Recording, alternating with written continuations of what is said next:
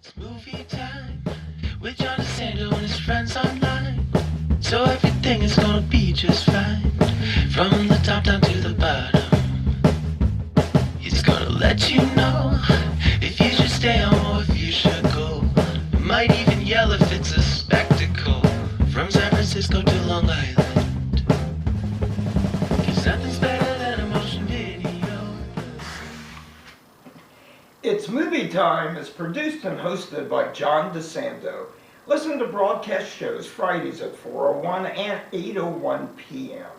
Read reviews and listen to shows online at WCBE.org. I'm John DeSando. And I'm One Wish Wayne Miller. And this is It's Movie Time. It certainly You know, you're obsessed with this volunteering that you do. It's just annoying, but you're pretty busy doing it. I'm obsessed with making sure that we are always cited by Feet Spot. Oh, our show. definitely. Yeah, right. So each one of us has our obsessions. I think it's been a while since we've obsessed over a woman.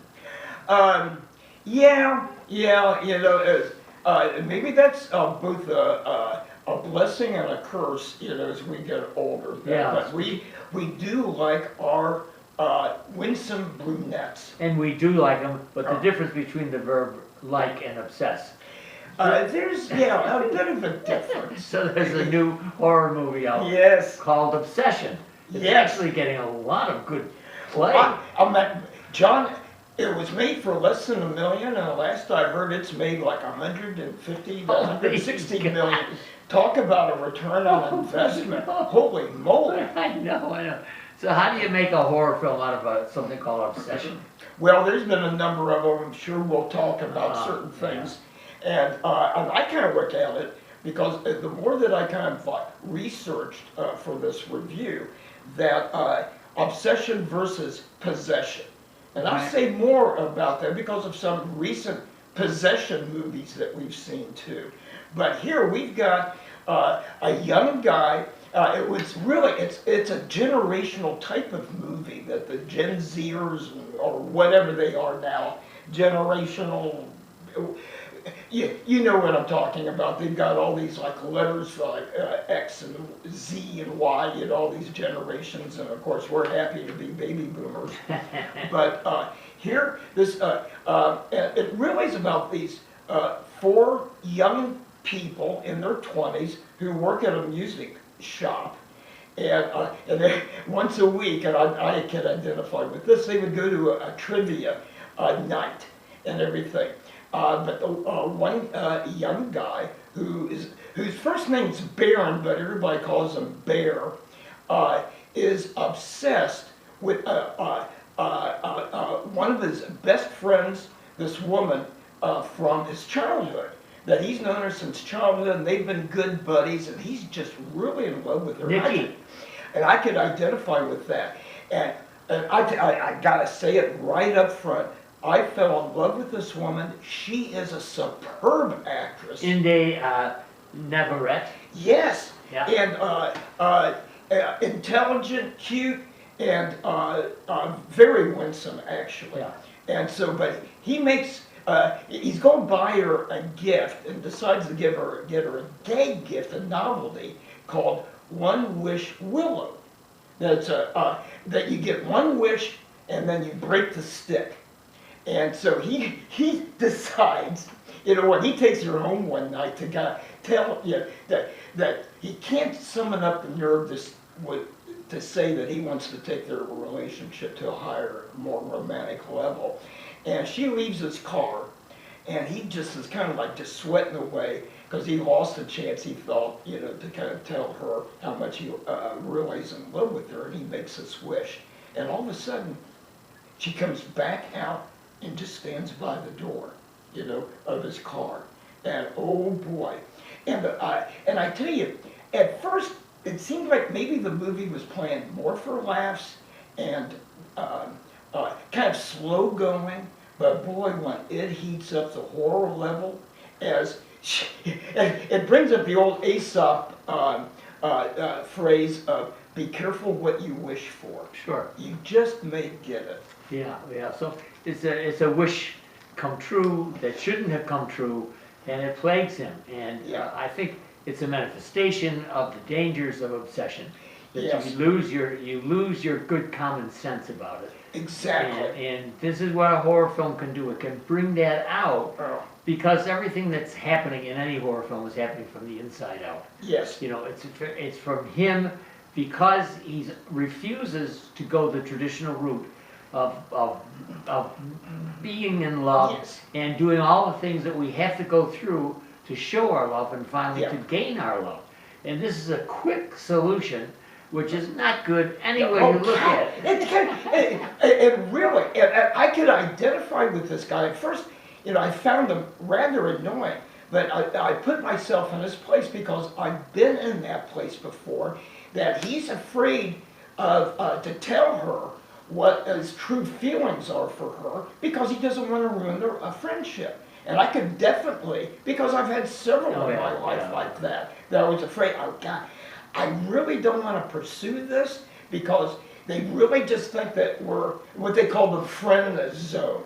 A woman said, oh, I like you, but we're such good friends, and then when they find out, and it always adds a lot of awkwardness, to the relationship. Well, what annoyed me a bit was his persona, which was so Yeah. soft, so introverted. Yes. And that I thought, well, is he playing Tony Perkins? Yeah. Is this the kind of guy he is, just kind of introverted but dangerous because he's so Almost like Tony Perkins in Some Like It Hot. That he falling in love with the now 100-year-old in the grave Marilyn Monroe. right. But the thing of it is, it's kind of like, do you feel sympathy for him? Or I had sympathy more for her. Her free will is taken away from her. Yeah, I like your angle on that. I'm not sure I go completely with it, but I like, you're reminding me that sometimes I retort about Hamlet.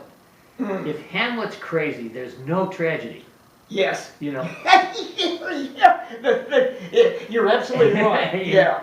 Otherwise, it doesn't. So, and I'm thinking, as you were mentioning your point of view, and I'm saying, yeah, that reminds me also, you have to have your wits in order to be guilty. Yes. Yeah. Well, you bring up a very interesting point, and it had me rethinking because that I am all into all this crime stuff. Yeah. And one of the things that's always annoyed me is that somebody can declare innocent because of insanity. Yes. And I never have liked that. I know. But now I can kind of understand it more Yeah. as things really take a violent and gory turn. Well, I have no problem with it as long as they put him away for a good long time. Yeah. In some insane asylum. Yeah. If they're going to give it to him that way, Yes. even though we know he did it, then let's put him away so that he's not a danger to everybody else, and so that there's a certain amount of punishment that goes with it. Yeah, as they, quote, try to cure them and maybe rehabilitate them. But it made me really kind of rethink that when it came to her. Now, the one thing in one of the reviews I've read, that and the reviewer was saying he would have liked a little bit more backstory into Nikki's background. And I do too, but I think we get some of it. And like I said, some of the acting that she does is superb. And one particular time is with at their favorite hangout place, and she begins to recite from this novel that she's writing, and it is. Talk about a soliloquy. Almost like you said, kind of like Hamlet worthy. When she gets When she gets whacked, get out of the way. oh, when she gets whacked, but you can't help but laugh as she stands in the corner and stares at him while he's sleeping, but also gets this kind of like smile on her face, and at the next minute, as a blood-curdling shriek. And then back to normal. Well, one of the most outstanding scenes for me, one that I can't forget, again in an automobile. There are several scenes in an automobile here, and this one is when he is talking with one of her girlfriends or his friend. Yeah, it's And one she's of the a cutie four. pie, and she's Yes, Sarah. yeah. And you almost keep getting the feeling that maybe there should be more in that relationship. Yeah. As they both begin to understand that, their feelings kind of towards each other, especially after he realizes he made a big mistake with. But the one thing, and this is a first-time director, and he's a very young guy, more noteworthy for doing things on YouTube. Kind of like the guy from the recent movie that you really liked, Backrooms. Yeah. Another YouTuber in their 20s that made a big hit. Yeah. Basically first time out. But but I liked how he used the composition of a shot. And I kept thinking, as we always say, like Hitchcock always did, the empty space. And here is, it's not a full frontal close-up of the person talking.